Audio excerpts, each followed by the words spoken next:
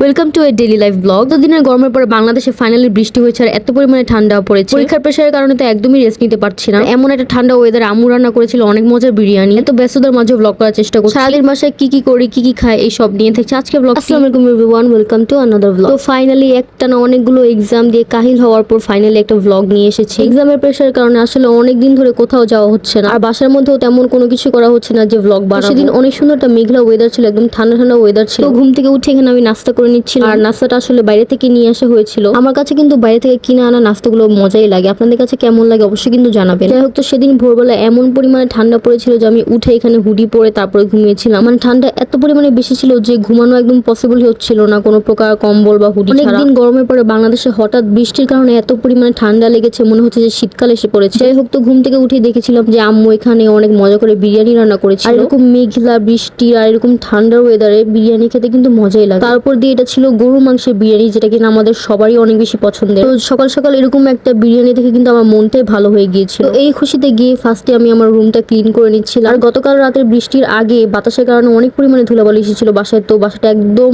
বালু দিয়ে ভরে গিয়েছে। যাই হোক, তো তারপর আমি শাওয়ার নিয়ে চলে আসি। এখানে আমি হেয়ার ড্রাই করার জন্য আমার হেয়ার ড্রাইটা বের করে নিয়েছিলাম। এমনিতে কিন্তু আমি কখনো হেয়ার ড্রাই দিয়ে চুল শুকাই না, এমনিতে এয়ার ড্রাই করি। বা সেদিন যেহেতু অনেক পরিমাণে ঠান্ডা ছিল তাই এটা বের করে নিয়েছিলাম, আর নয়তো বা ঠান্ডা একদম মাথা ব্যথা হয়ে যাবে। আর গাইস, আমার মতো কার কার অনেক বেশি পরিমাণে হেয়ার ফল হয় তারা কিন্তু অবশ্যই জানাবে। আমি রিসেন্টলি অনেক কম খরচে হেয়ার ফলের জন্য একটা টোনার রেডি করেছি, তো আপনারা চাইলে কিন্তু আমি সেটা রেসিপিটা আপনাদের সাথে শেয়ার করবো। স্পেশালি এই টোনারটা ইউজ করে আমার অনেক পরিমাণে বেবি হেয়ার উঠেছে, হেয়ার ফল আপনারা চাইলে কিন্তু আমি ওটাও শেয়ার করতে পারি। আর এই হেয়ার ড্রাই করতে করতে আমার ক্ষুধা অনেক পরিমাণে লেগেছিল, তাই আমি তাড়াতাড়ি করে আমার লাঞ্চটা নিয়ে এসেছি। আর ভাই ট্রাস্ট মি, জানি না আমার অনেক পরিমাণে ক্ষুধা লেগেছিল নাকি ওয়েদারের কারণে, বাট এই বিরিয়ানিটা আমার কাছে এত পরিমাণে মজা লেগেছিল। মানে আমার আম্মু রান্না করেছে এই জন্য বলছি না, আসলেই কিন্তু অনেক পরিমাণে মজা হয়েছে। বিকেলের দিকে আমার ছোট বোন আমাকে এই চকবারটা এনে দিয়েছিল।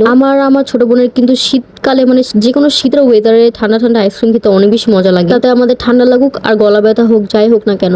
আর আমি আমার জীবনে যতগুলো চকবার খেয়েছি তার মধ্যে এই জায়েন্স দিয়ে চকবারটা হচ্ছে কি বেস্ট, কারণ এই চকবারের আইসক্রিমের যে লেয়ারটা এটা অনেক পরিমাণে মোটা হয়ে থাকে। তার পাশাপাশি তাদের চকলেটের কোয়ালিটি আর টেস্টও কিন্তু অনেক পরিমাণে মজা, মানে অন্যান্য চকবার থেকে একদমই ডিফারেন্ট হয়ে থাকে। আপনাদের কার কাছে এই আইসক্রিমটা কেমন লাগে অবশ্যই কিন্তু জানাবেন। তারপর এই তো লাঞ্চ করে আইসক্রিম খেয়ে এখানে আমি পড়তে বসে গিয়েছিলাম। আর টু বি অনেস্ট, এই ব্লগটাও কিন্তু অনেকদিন আগে, মানে যখন বাংলাদেশে অনেক পরিমাণে বৃষ্টি হয়েছিল, ঠান্ডা ছিল, তখনকার সময়ের এই ব্লগ। কিন্তু আমার এক্সামের প্রেশারের কারণে আমি আসলে এটা এডিট করতে পারি। তো তারপর পড়তে পড়তে আমার কাছে বিকালে একটু ক্ষুধা লাগছিল, এখানে আমি 2টা মিষ্টি আলু নিয়ে নিয়েছিলাম। আর আমার কাছে কিন্তু মিষ্টি আলু সিদ্ধ করে খেতে বা পুড়িয়ে খেতে অনেক বেশি পরিমাণে মজা লাগে। তো আমি ফার্স্টে আলুগুলোকে সুন্দর করে ধুয়ে নিয়েছিলাম, যেহেতু এটার মধ্যে অনেক পরিমাণে বালু ছিল। তারপরে তো পানি দিয়ে এটাকে সিদ্ধ করতে রেখে দিয়েছি। যদিও এটাকে সিদ্ধ করতে করতে আমি একটু বেশি পরিমাণে নরম করে ফেলেছিলাম, বাট এটা কিন্তু খেতে অনেক পরিমাণে মজা ছিল। আমার কাছে এমনিতেও মিষ্টি আলু জিনিসটা মজা লাগে, আপনাদের কাছে কেমন লাগে অবশ্যই কিন্তু জানাবেন। যাই হোক, তো তারপর পড়তে পড়তে অলমোস্ট সন্ধ্যা হয়ে গিয়েছিল। কিচেনে গিয়ে দেখে আম্মু এখানে নাস্তা রেডি করছিল। যদিও সবগুলো এখনো রেডি করা হয়নি, অনেকগুলো এখনো চুলায় ফ্রাই হচ্ছে, বাকিগুলো এখানে রেডি করা হচ্ছিল।